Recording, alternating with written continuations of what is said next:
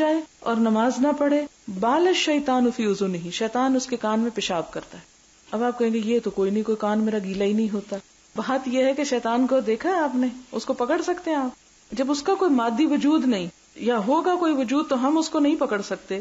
تو پھر جب یہ پیشاب کا لفظ آئے تو اس سے مراد وہی نہیں ہو سکتی جسے ہم پیشاب سمجھتے ہیں، اس سے مراد کچھ اور بھی ہو سکتی. اگر شیطان جو ہے آپ اس کو پکڑ نہیں سکتے. شیطان کے کھانے کا بھی ذکر ملتا ہے، شیطان کے بچوں کا ذکر ملتا ہے، ذریتہ.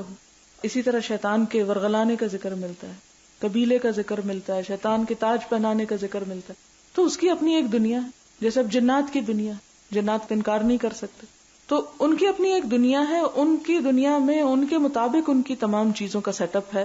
اسے سمجھنے کے لیے بطور مثال لفظ تو بتا دیا جاتا ہے، اس کا یہ مطلب نہیں بنتا کہ وہ لفظ ہمارے ہی معنی رکھتے ہیں جو ہم سمجھتے ہیں چیزوں کو.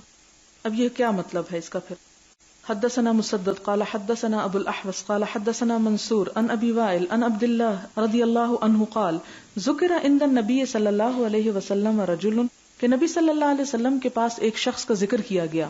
فقیلا، تو کہا گیا، ما زال نائما، سویا رہتا ہے، حتی اصبح، یہاں تک کہ صبح ہو جاتی. ما قام الی الصلاۃ، نماز کے لیے نہیں اٹھتا. یعنی واضح طور پہ بتایا گیا اتنا سوتا ہے کہ فجر کی نماز چلی جاتی ہے، نماز نہیں اٹھ کے پڑھتا.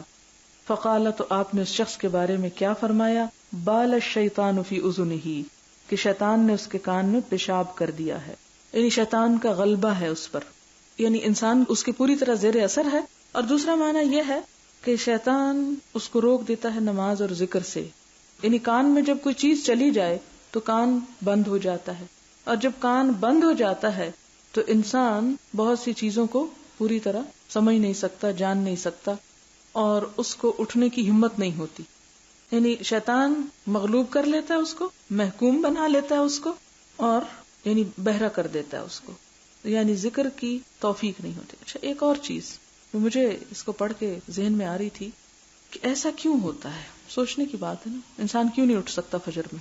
اس لیے ہوتا ہے کہ ہم رات دیر سے سوتے ہیں، بڑی نیچرل وجہ. اب آ جائے اس بات پہ کہ رات دیر سے کیوں سوتے ہیں، کیا سنتے رہتے ہیں. اباطیل، باطل سے، یعنی وہ چیزیں جو شیطان کی پسندیدہ ہوتی ہیں. تو جب شیطان کی پسندیدہ چیزیں بہت زیادہ ہم سن لیتے ہیں، تو اس کا نام آپ کچھ بھی رکھ لیں، نام میں نہیں رکھوں گی. جب وہ چیزیں سنتے رہتے ہیں تو کان حق سننے کے لیے، حق قبول کرنے کے لیے بھاری ہو جاتے ہیں، پھر اٹھنا بھی بھاری ہو جاتا ہے. پھر صبح کو اٹھانے والی آواز اچھی نہیں لگتی، یا اثر نہیں کرتی، اندر نہیں اترتی، کان بند ہو چکے ہوتے ہیں.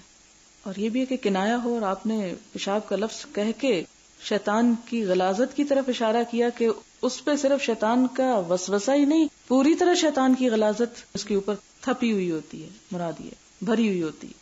یعنی ایک طرح سے آپ صلی اللہ علیہ وسلم شدید ناپسندیدگی کا اظہار کیا.